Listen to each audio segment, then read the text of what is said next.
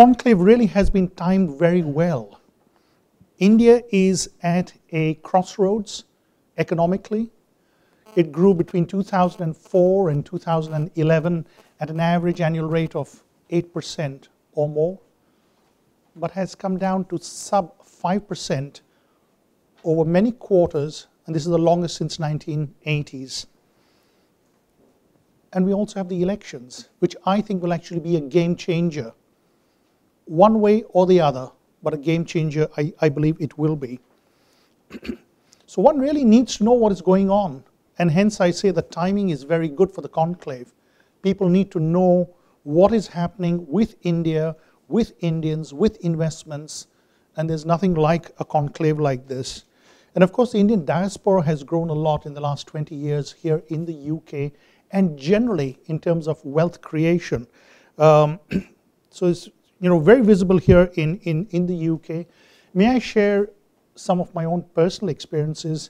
Perhaps again I drew the short straw, but I was only one of 2 persons from India to be elected as a member of the London Stock Exchange. So I've done all the wrong things in life, really.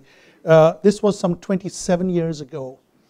And I got an opening in those days because it was a closed club. To be in the city, to join a firm of stockbrokers was impossible. But there was an opening, and they wanted someone to come in on the ethnic side. That's what it was called, the ethnic side, to look at the Indian clients. And what they observed was that there were many Indians around. They were buying shops, they were working hard, they were accumulating money, and therefore there must be some spare cash to invest. So the wily stockbrokers thought this is a market to tap into. That was 27 years ago. Now in those days, there was no such conclave on the India side. There was no proper NRI market or the London property market the way it is today. Hence the need for such a conclave, because you have different topics being addressed so very importantly.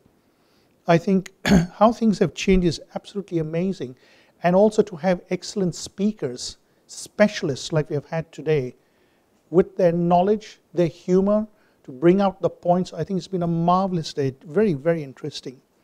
So we've seen topics being covered like economics and politics. I know that there was a little bit of disagreement between the lords on what might happen, but that makes it so much more interesting. And of course on the prediction of election results. That always produces different bets on different horses, quite frankly. I met Lord Desai outside, and I told him, that's very good that you say that the BJP is going to come in very strongly. If I may share, he's actually been a very good tea leaf reader. In 2008, I did an India seminar, and this was 6 months ahead of the 2009 elections, the last ones. And at that time, Congress was not supposed to get in, anti-incumbency. And he was absolutely clear. He says, Congress will come back. And I did not believe in it myself, quite frankly. And I told him, well, that's very interesting. I was proved wrong. He was proved right. I just hope he's proved right again today, because India needs something like this. It has been stuck in the mire and not achieving its true potential because of policies. Read that for politicians. And of course, it's,